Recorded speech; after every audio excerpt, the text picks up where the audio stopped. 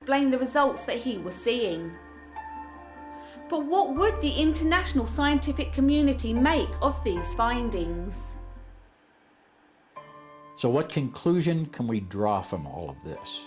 Well, there is no doubt that the work of Ray Rogers, which, by the way, isn't just published in a TV documentary or a website or a magazine or some commercial book, Ray Rogers submitted his research on this anomalous sample to one of the finest chemistry journals in all of the world, a journal named Thermochemica Acta. And they spent 7 months reviewing his work, making him make changes, going back and making him redo certain parts of his experimentation, furthering his documentation of what he'd found. And after 7 months, his paper was published in January of 2005. So we now have the first piece of peer-reviewed scientific evidence that's appeared in a refereed scientific journal proving that the sample used in 1988 for the radiocarbon dating of the Shroud was in fact anomalous, did not represent the main body of the Shroud cloth, and consequently the Shroud of Turin itself was not dated, but only this repaired corner was dated, which was obviously a synthesis of both old and new threads, yielding the medieval date that was concluded by the 1988 radiocarbon dating. So that test, if we just look purely at the science, forget about all the other commercial aspects and the bloggers and the pundits, looking solely at the science, this is the first conclusive evidence in the refereed science that indicates the Shroud of Turin itself was not dated, but a repair was.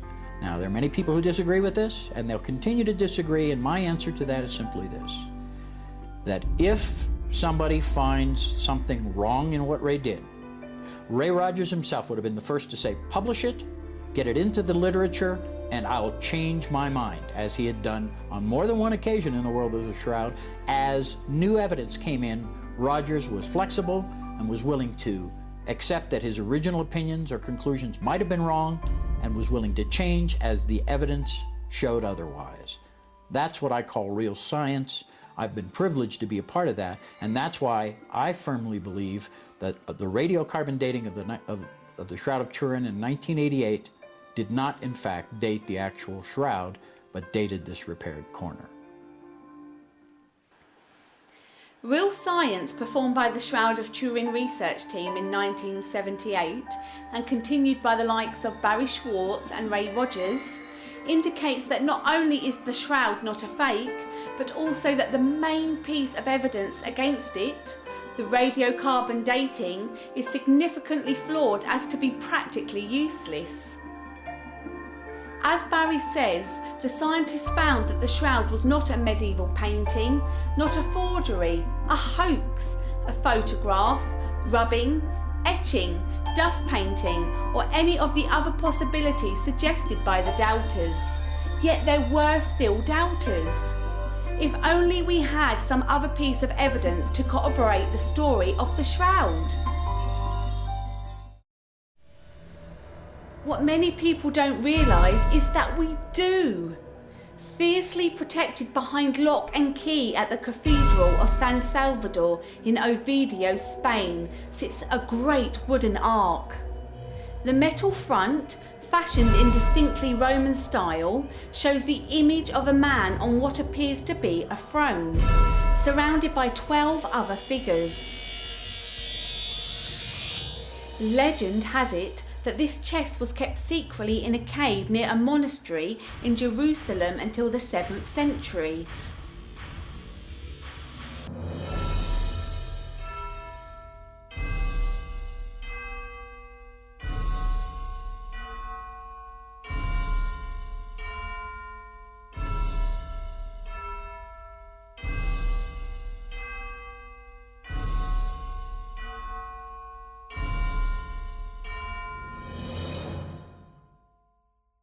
Early on Sunday morning, while it was still dark, Mary Magdalene went to the tomb and saw that the stone had been taken away from the entrance.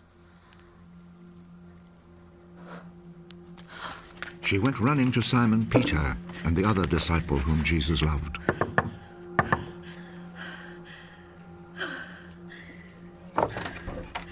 They have taken the Lord from the tomb, and we don't know where they have put him. Then Peter and the other disciple went to the tomb. The two of them were running, but the other disciple ran faster than Peter and reached the tomb first. He bent over and saw the linen cloths, but he did not go in. Behind him came Simon Peter, and he went straight into the tomb.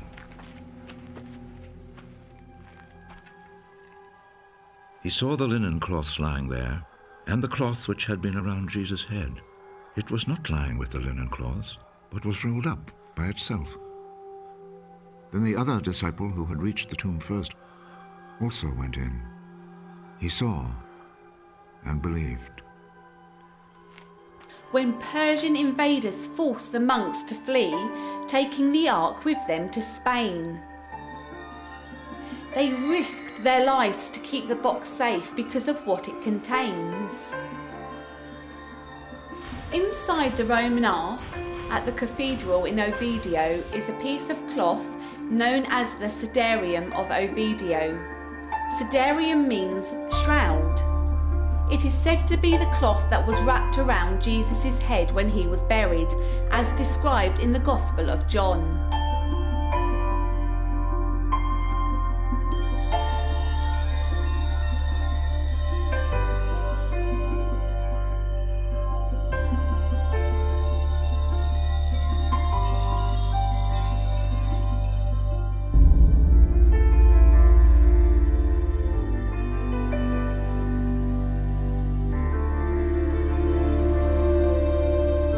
Blood tests conducted on the Cidarium and the Shroud of Turin prove that both are of the same blood type, AB, a rare blood type amongst medieval Europeans but common in the Middle East.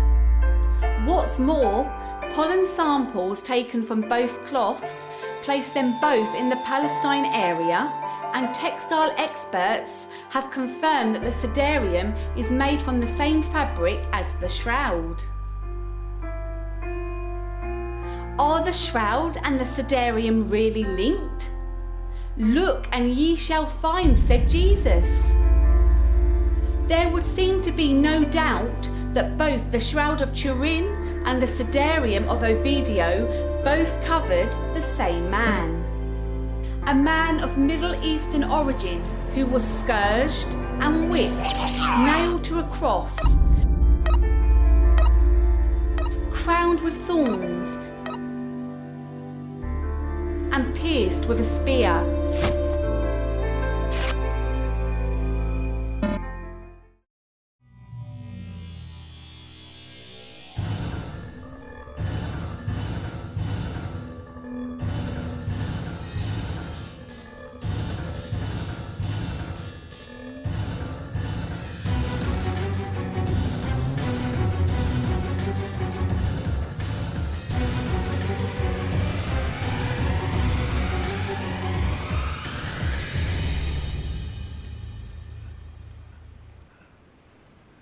It is finished. Then he bowed his head and gave up his spirit.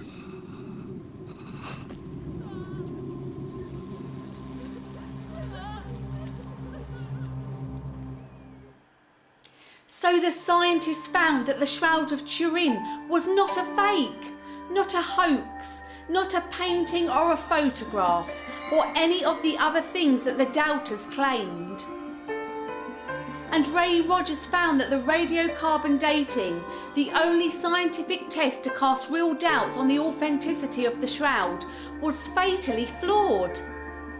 The blood stains on both the shroud and the Cidarium matched the description of the events in the Gospels. Now, having seen everything we have seen, let us consider again our friend Thomas. One of the 12 disciples, Thomas, called the twin, was not with them when Jesus came.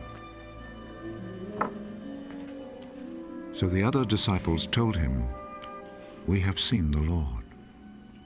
unless I see the scars of the nails in his hands, and put my finger on those scars, and my hand in his side, I will not believe.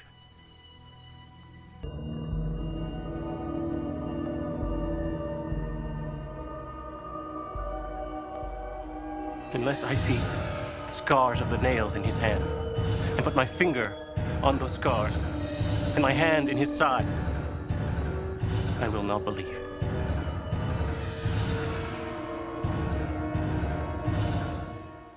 Surely the modern-day doubting Thomases would have to agree that they have now seen solid evidence of these things.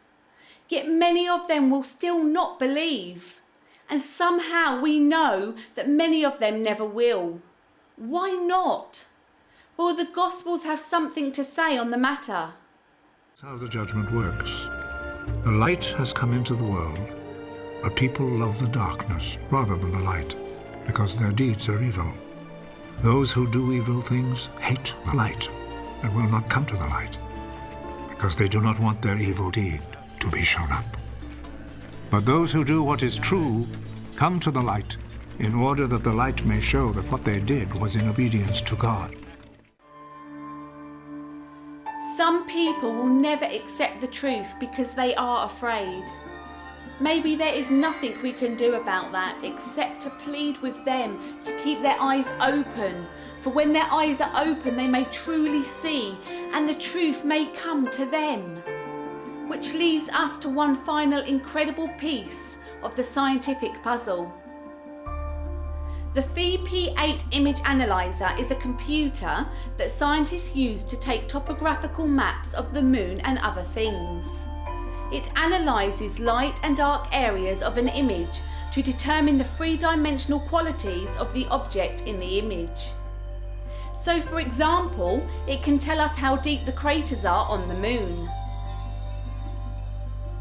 The VP8 analyzer needs photographs to be taken in a particular way in order to be accurate.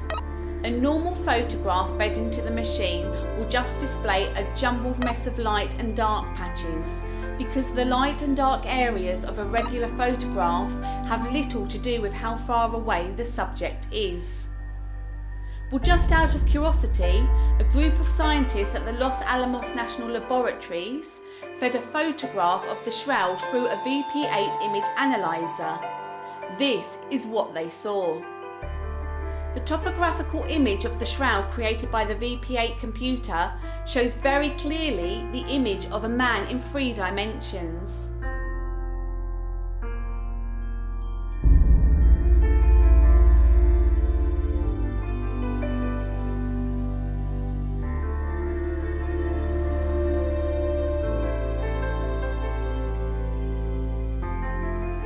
The image is darker where his body would have touched the cloth directly, like his nose, and fainter where it would have been further away, like his neck.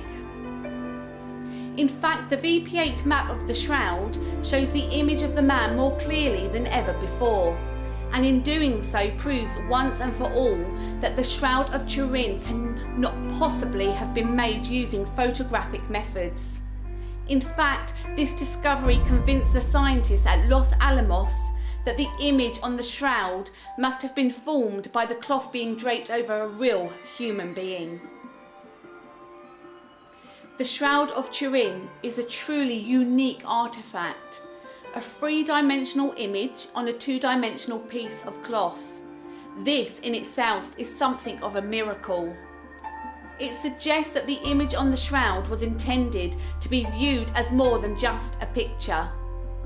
It suggests that the Shroud itself is trying to say something to those willing to look hard enough. But what? Renowned Christian scholar and medical doctor Richard Kent has some thoughts on the matter. Jesus said, "The knowledge of the secrets of the kingdom of God has been given to you. But to others I speak in parables, so that though seeing, they may not see, though hearing, they may not understand."